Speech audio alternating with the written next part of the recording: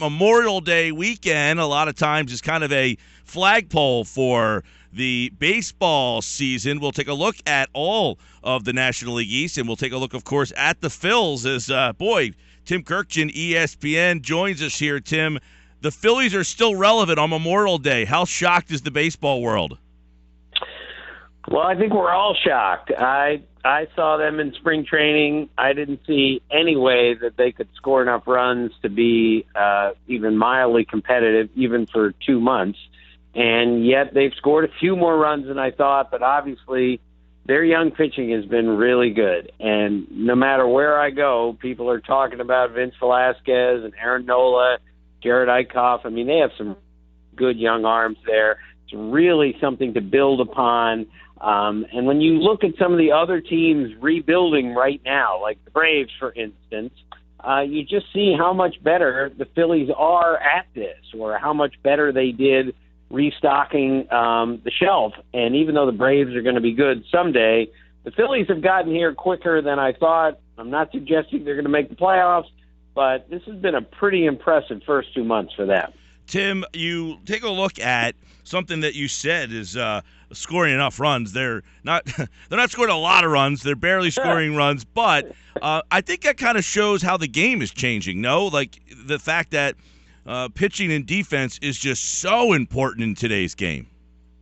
Right. When I said the Phillies are scoring some runs, it's a relative situation here. You know, they're not the Boston Red Sox, but I didn't think they would score any runs the way things were going with the pitching we have today. And you're absolutely right, Mike. With pitching the way it is today, you had better scratch across a run here or there. Because if you sit back and just think we're going to out-homer them, which is how it works today, so many teams just strike out or they hit a homer. The Orioles just finished a 3-game series in Houston where they struck out 52 times in 3 games. And if you don't hit homers anymore, you have a lot of trouble scoring runs. So you better find a way to scratch across a run here or there, because you're right. The game has changed so much now in the last 10 years that teams are searching everywhere they can to score runs here and there because the pitching is so good. You mentioned strike out or hit a homer. Does it sound familiar to a guy that plays for the Phillies? The Ryan Howard situation is a big story here locally. Tim, what should the Phillies do with Howard? Do you have a hypothesis of what they should do and what they will do with Ryan Howard, who strikes out? I don't know that homers should even be into the equation that much anymore. The Phillies obviously need to trade Ryan Howard, and I know they've tried to do this, and there are no takers, because even though he's coming close to the end of that contract, it's still a prohibitive deal for certain teams, especially when he's still not producing. I mean, he's hitting 160. He struck out 47 times already. I think he's got 2 doubles the whole season. You're going to need more than this Ryan Howard in order for a contender, even an American League contender that could take him as a DH. You're going to need more than that if you're going to move him somewhere. I mean, it's all about production, all about trying to score some runs. And if you have an all-or-nothing strikeout guy like Ryan Howard, you better place him with the right team. So I know they're trying to deal him. My guess is it's possible someone will take him at the end of July and hoping he can get hot for a couple months. But my guess is that's not going to happen. I think that's been the guess here for a while. Tim Kurkjian's with us.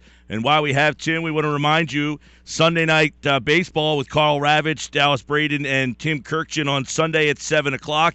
And the Sunday night baseball game is Dodgers and Mets. And on Monday, we've got baseball here on 97.3 ESPN Radio starting at 1, picking up at 4, leading you into possibly a game number 7, which will be on ESPN as well. And Tim Kurkjian's with us as the Phillies get ready to take on the Cubs this afternoon, a 3-game set in Chicago.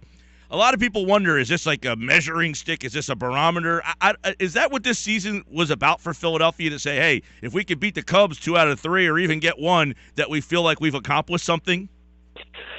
I don't see it that way. I see this, even with all the wins they've accumulated so far, this is still a developmental year for the Phillies to try to get some of these young guys acclimated to the big leagues and get them to the point where when it's time to really make the playoffs, which who knows, could be as early as next year, that these guys are ready for that. So I don't think does it help to beat the Cubs 2 out of 3? Of course it does.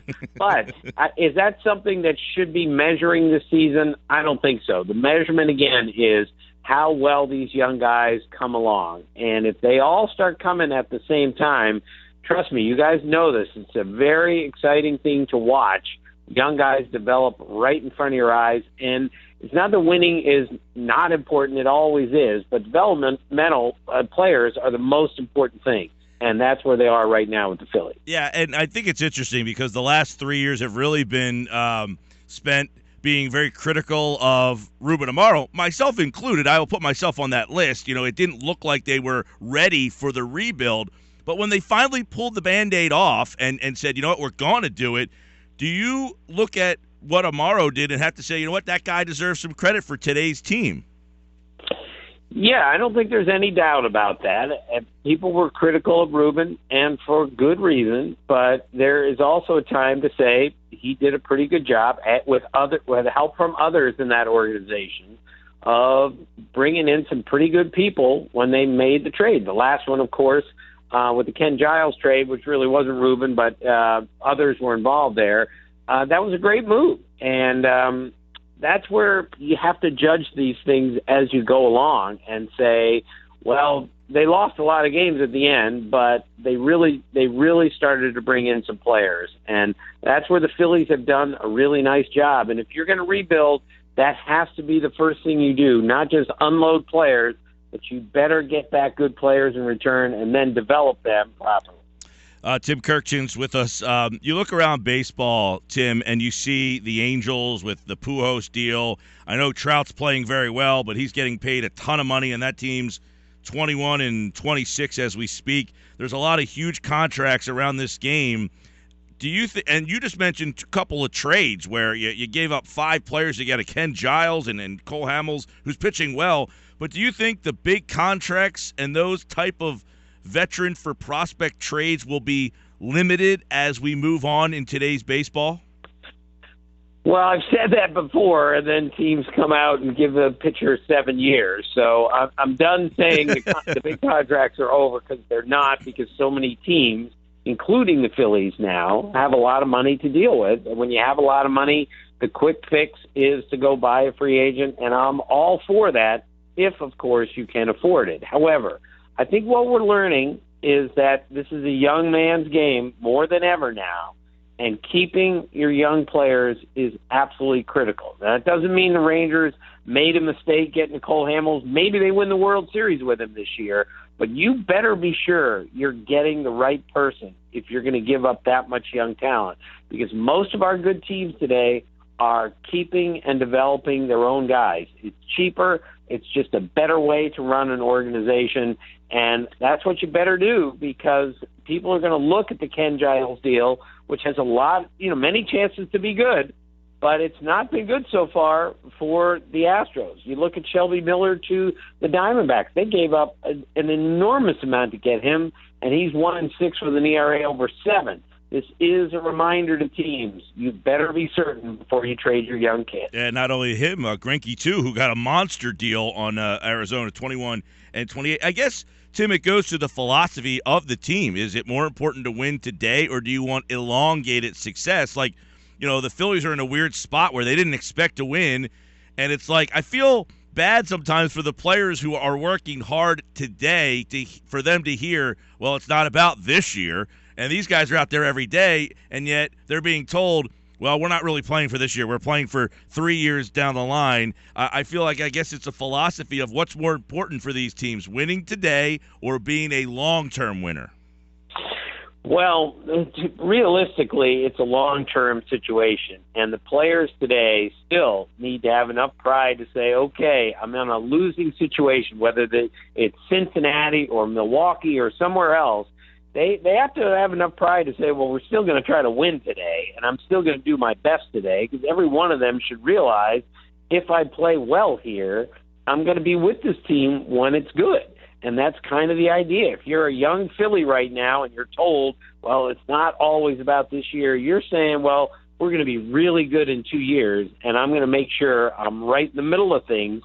That's why you play today. So there are different ways to look at it, but realistically, you have to look at some situations and say this is a long-term deal, not a short-term. Tim Kurkjian is going to be on Baseball Tonight with Carl Ravitch on Sunday. You'll see Dodgers and Mets on Sunday Night Baseball. Urias came up the other night. You've got the Harvey situation. This is a very interesting Memorial Day weekend Sunday Night Baseball game. Well, it'll be a great weekend because Chase Utley's going back to play the Mets. That too. It's going to be really interesting. That'll be it. And then a 19-year-old, as you said, Julio Urias will start tonight, which will be fascinating. That kid has great stuff. I saw him in spring training this year, and believe me, this kid's got a chance to be great and shows the Dodgers have all the faith in him to bring him up at this age. And then, of course, you have the whole Matt Harvey thing and all the swirling with the Mets. So that should be a great weekend series between the Mets and the Dodgers at Citi Field, and I'll be there for Sunday. Can't wait. Looking forward to all the baseball. You can hear it here on 97.3 ESPN on Monday on ESPN. And if Sunday Night Baseball and the Eastern Conference Game 7 overlap, those of you who are watching on Deportes, that will be on Deportes Plus. And, of course, we'll be watching all of the baseball as the Phillies are still in the thick of things by Memorial Day. Who would have thunk it? Tim Kurkjian with us here on the Sports Bash 97.3. Enjoy all the baseball this weekend, Tim. All right, thank you, Mike. See you. Take care. It is Tim Kurkjian here on the Sports Bash.